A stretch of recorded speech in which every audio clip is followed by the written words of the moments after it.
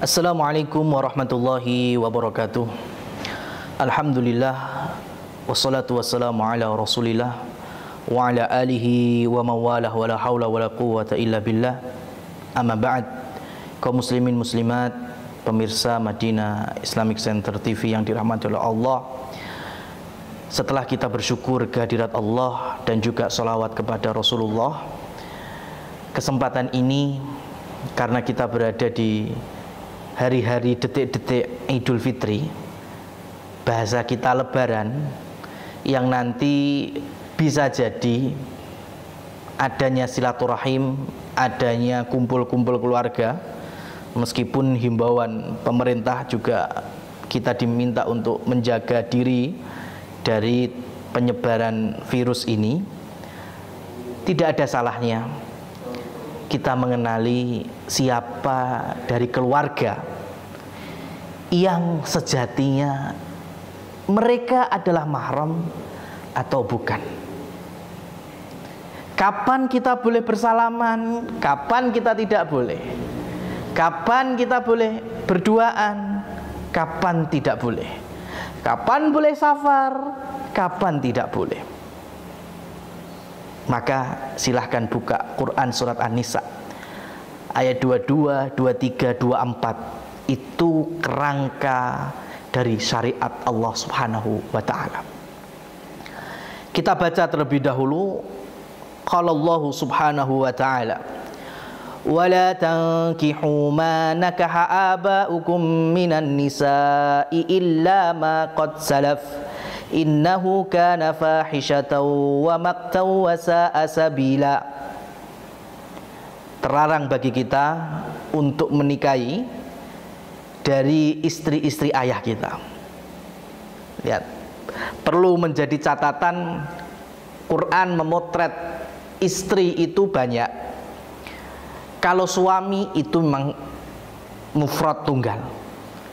Ya, terlepas dari ketersinggungan siapa, mungkin saya nggak mau dimadu, saya itu bukan wilayah saat ini. Yang jelas istri-istri dipotret plural atau jamak di dalam Al-Quran. Kita dilarang menikahi istri-istri yang dinikahi oleh ayah-ayah. Ya, mulai dari ibu atau dari yang lainnya. Ya. Kecuali kaum yang dulu. Artinya syariat yang jauh sebelum Nabi kita Muhammad SAW. Karena siapa yang menikahi istri ayah kita, ibu apalagi, ibu tiri masuk, asalkan sudah ada akad dengan ayah kita, ya, apalagi mereka sudah berkumpul, artinya sudah jima, maka Allah sampaikan innahu fahisyah, perbuatan keji. Nah, kalau sampai ada perkawinan sejenis anak sama si mbok itu kan nemen konsletnya, seburuk-buruknya jalan. Ini Al-Quran yang berbicara. Ma'asyiral muslimin wal muslimat rahimani wa rahimakumullah. Kita bicara mahram. Mahram itu adalah orang-orang yang tidak boleh kita nikahi, yang haram untuk kita nikahi. Kemudian ada dua perbedaan atau pembagian besar untuk mahram. Yang satu mahram mu'abbad, abadan, selama-lamanya tidak boleh kita nikahi. Ada mahram mu'aqqad, mahram yang temporary. Jadi kalau mahram yang selamanya mu'abbad, itu kita boleh melihat rambutnya, bersalaman, kemudian safar bareng. Kalau mahram yang mu'aqqad, yang temporary, itu tetap nggak boleh kita bersalaman. Nah, menyingkat waktu, kita akan bacakan dulu ayat ke-23. Allah Subhanahu wa ta'ala berfirman, Hurrimat alaikum ummahatukum wa banatukum wa akhwatukum wa ammatukum wa khalatukum wa banatul akhi wa banatul ukhti wa ummahatukum allati arda'nakum wa akhwatukum minar radha'ah wa ummahatu nisaikum wa rabaibukum allati fi hujurikum min nisaikum allati dakhaltum bihinna fa illam takunu dakhaltum bihinna fala junaha alaikum wa halailu abnaikum alladhina min aslabikum wa an tajma'u bainal ukhtaini illa ma qad salaf innallaha kana ghafurar rahima. Ini ayat yang ke-23. Ayat yang 24 tidak kita bahas karena memang mengacu kepada perbudakan, dan sistem kita saat ini memang tidak ada perbudakan. Baik pemirsa yang dirahmati Allah, kita akan mengulik terkait dengan mahram yang mu'abbad, yang selamanya tidak boleh kita nikahi. Artinya kita boleh bersafar, kita boleh terbuka, lihat rambutnya, boleh berdua-duaan ngobrol, boncengan bareng. Yang pertama adalah al-ummahat, ibu-ibu kita, mahram. Ke atas, nenek, simbah buyut, canggah buyut, itu mahram, selamanya nggak boleh kita nikahi. Ya, meskipun mungkin di antara dari istri-istri ayah kita atau istri-istri kakek kita ada yang umurnya lebih muda. Mungkin kakek kita usianya 80 tahun. Nah, nikahi gadis usia 30 atau usia 25, ayo. Ya.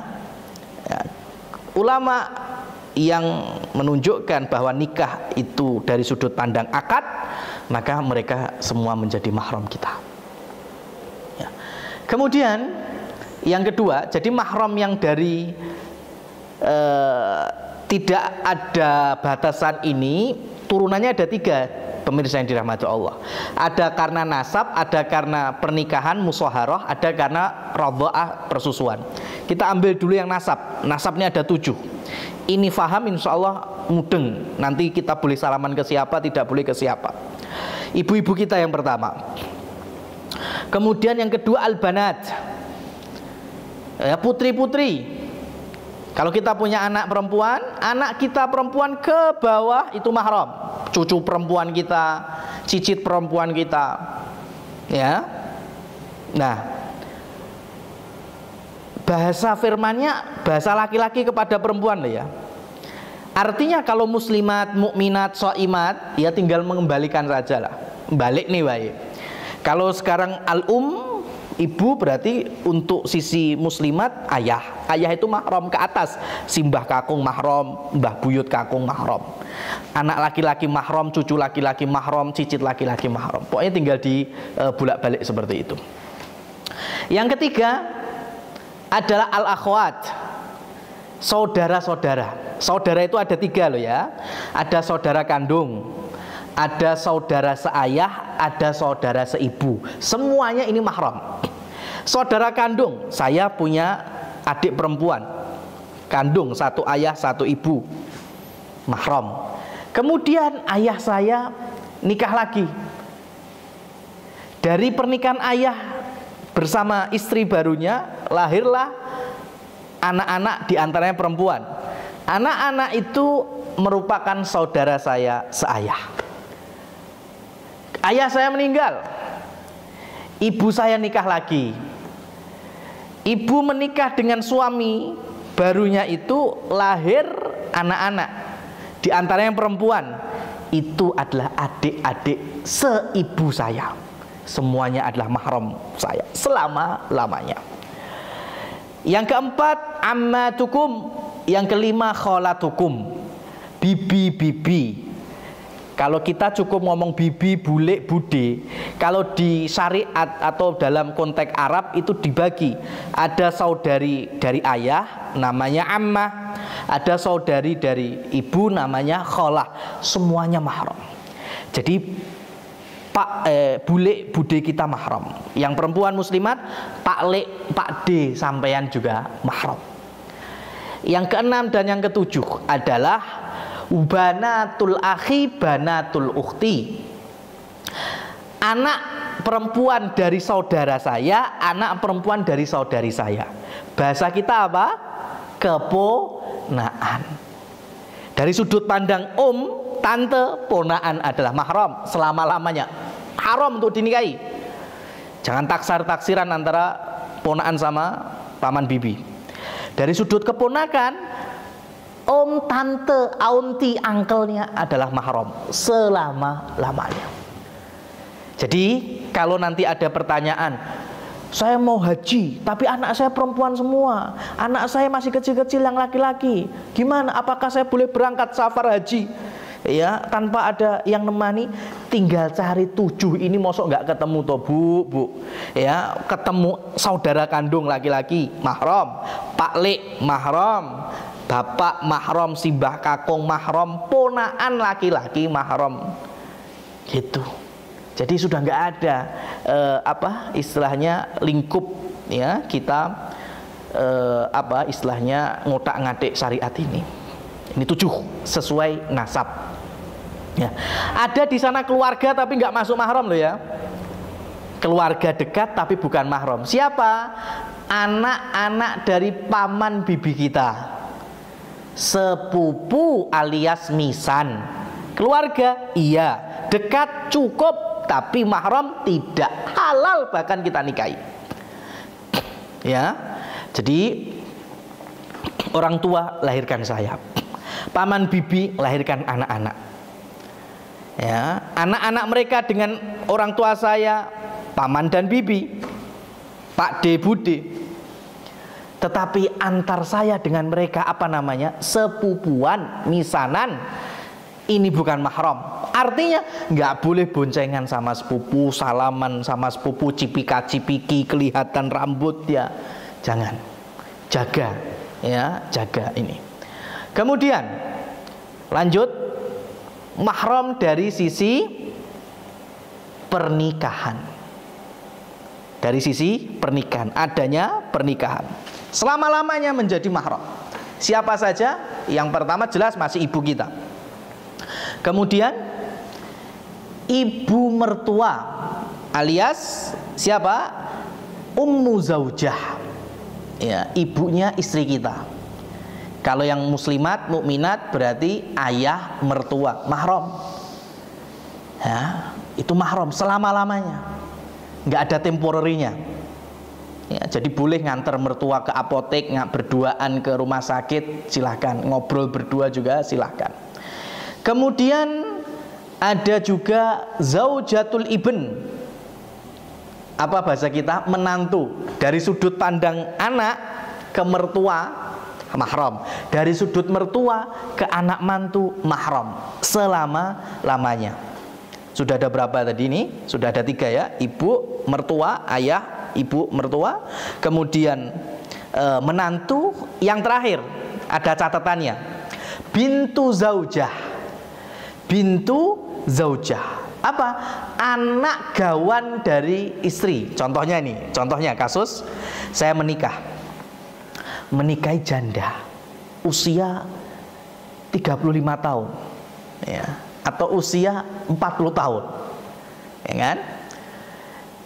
Ternyata janda itu yang usia 40 tahun punya anak cewek usianya 19 tahun mau masuk 20. Masya Allah ya, ini namanya anak gawan.